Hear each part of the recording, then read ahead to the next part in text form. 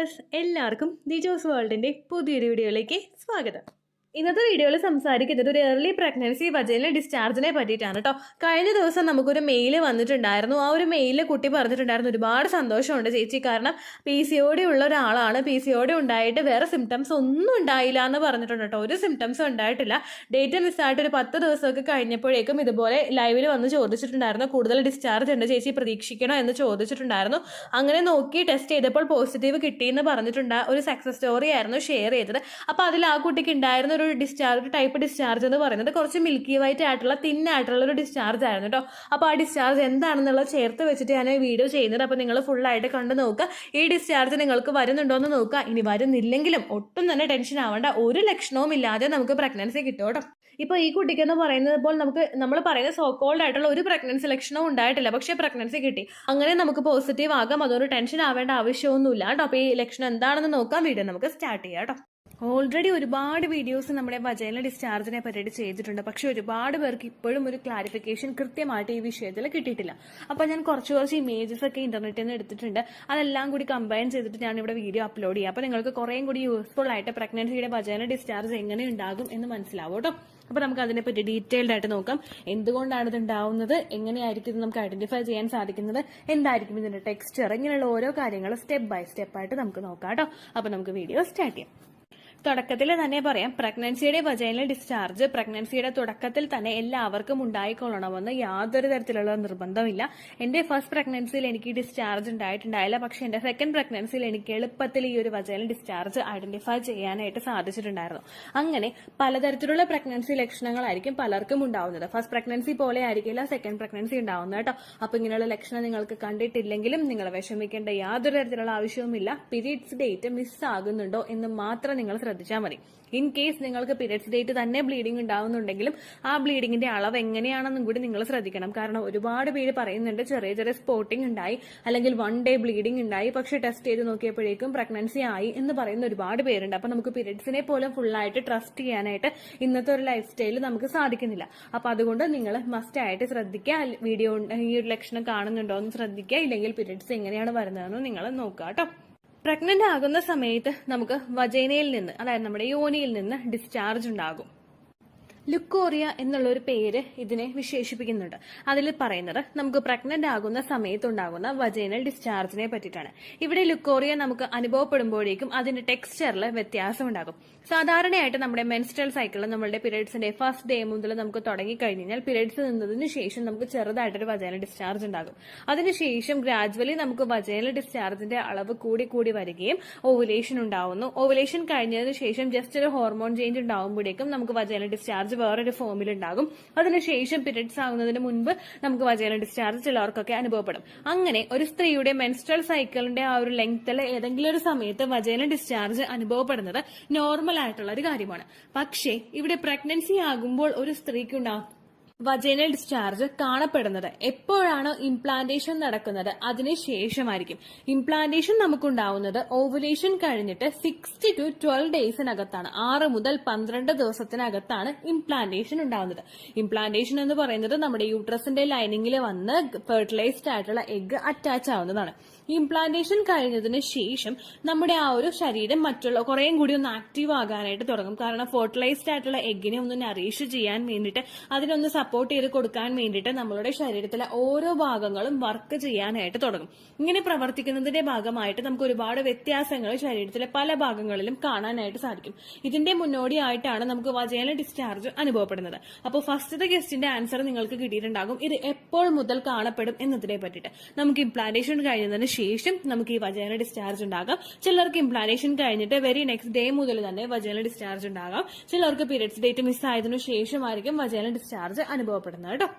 രണ്ടാമതായിട്ട് എല്ലാവരും ചോദിക്കുന്ന ഒരു ക്വസ്റ്റ്യൻ ആണ് ഇതിന്റെ ടെക്സ്ചർ എന്താണെന്ന് ഉള്ളതിനെ പറ്റിയിട്ട്. ഇതിന്റെ ടെക്സ്ചർ അല്ലെങ്കിൽ ഇതിന്റെ ഘടന എന്ന് പറയുന്നത് ഇത് തിന്നായിരിക്കും. സാധാരണ നമുക്ക് പീരിയഡ്സ് ആകുന്നതിന് മുൻപ് ഒരു വജൈനൽ ഡിസ്ചാർജ് ഉണ്ടാകും.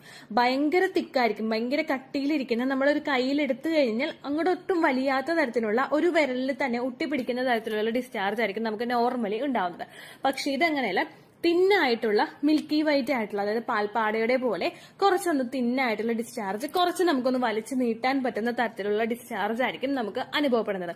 ഏകദേശം ഓവുലേഷൻ നടക്കുന്ന സമയത്ത് നമുക്കുണ്ടാകുന്ന വജൈനൽ ഡിസ്ചാർജ് ഉണ്ടാവില്ലേ, അതുപോലെ ഒരു തിന്നായിരിക്കും. കാരണം ആ ഡിസ്ചാർജിന് ഒട്ടും തന്നെ കട്ടിയില്ല. കാരണം ആ ഡിസ്ചാർജ് കട്ടിയിൽ വന്നു കഴിഞ്ഞാൽ സെമൻ അകത്തേക്ക് പ്രവേശിക്കാനായിട്ട് സാധിക്കില്ല. അതുപോലെ തന്നെ നമുക്ക് ഈ ഓവുലേഷൻ ഉണ്ടാവുന്ന ഡിസ്ചാർജിനെ പോലെ തന്നെ ഇംപ്ലാന്റേഷൻ നടക്കുന്ന സമയത്ത് ഉണ്ടാവുന്ന വജൈനൽ ഡിസ്ചാർജും തിന്നായിരിക്കും. അതിൽ മിൽക്കി വൈറ്റ് അല്ലെങ്കിൽ പാൽപ്പാടയുടെ പോലുള്ള കളറായിരിക്കും ഇതിന് ഉണ്ടാവുന്നത്.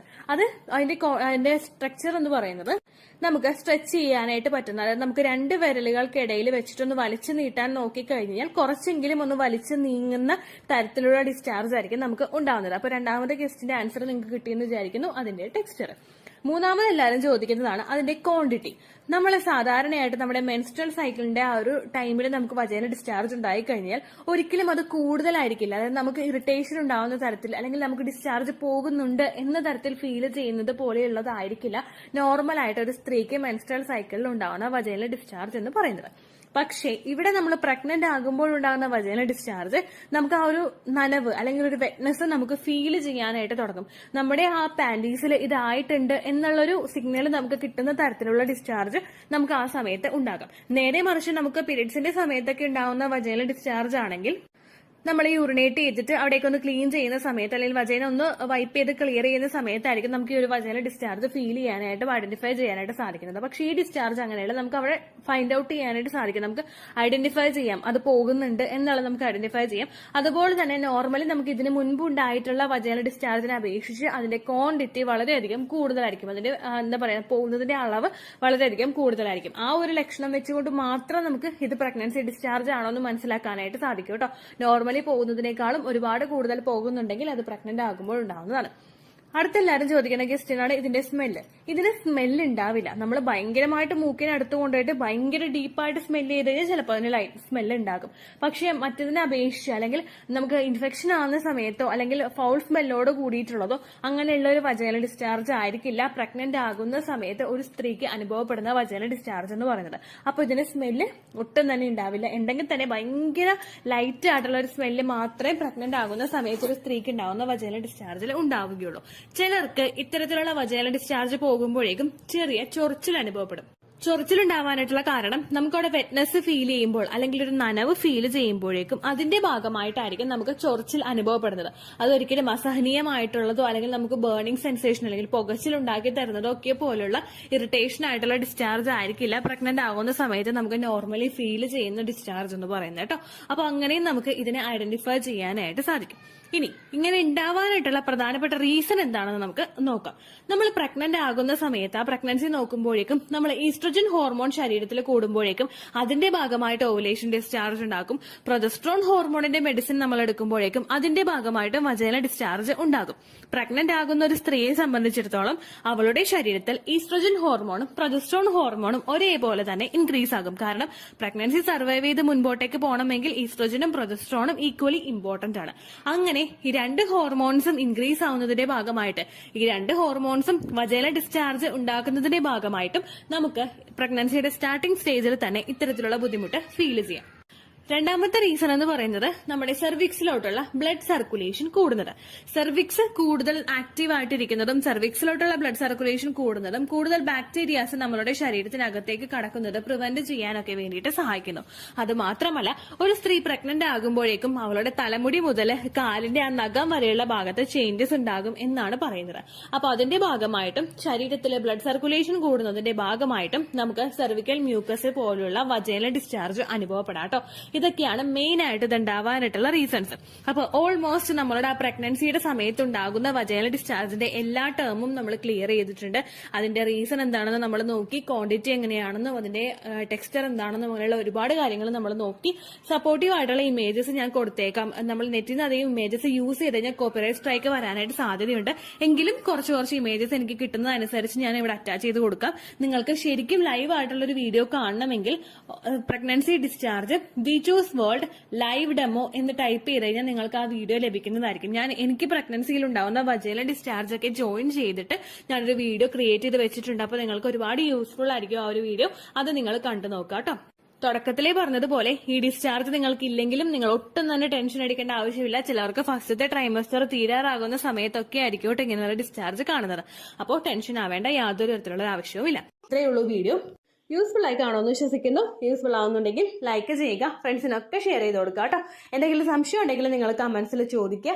പണ്ടത്തെ വീഡിയോയ്ക്ക് കമന്റ്സ് ഇടുന്നവർക്ക് റിപ്ലൈ ലഭിക്കുന്നില്ലെങ്കിൽ ലേറ്റസ്റ്റ് ആയിട്ട് ഞാൻ ഏത് വീഡിയോ ആണോ അപ്ലോഡ് ചെയ്യുന്നത് അതിന് താഴെ കമന്റ് ഒന്ന് കോപ്പി പേസ്റ്റ് ചെയ്യാനായിട്ട് ശ്രദ്ധിക്കുക കേട്ടോ. അതുപോലെ ഓവുലേഷൻ ഡേറ്റ് കാൽക്കുലേറ്റ് ചെയ്ത് തരാനായിട്ട് റിക്വസ്റ്റ് ചെയ്യുന്ന ആളുകൾ എത്രയാണോ സൈക്കിൾ ലെങ്ത് അത് മെൻഷൻ ചെയ്യാനായിട്ട് ശ്രദ്ധിക്കുക. സൈക്കിൾ ലെങ്ത് എന്നതുകൊണ്ട് ഉദ്ദേശിച്ചത് ഓരോ മാസവും എത്ര ദിവസം കൂടുമ്പോഴാണോ ബ്ലീഡിങ് വരുന്നത് അതാണ് സൈക്കിൾ ലെങ്ത്.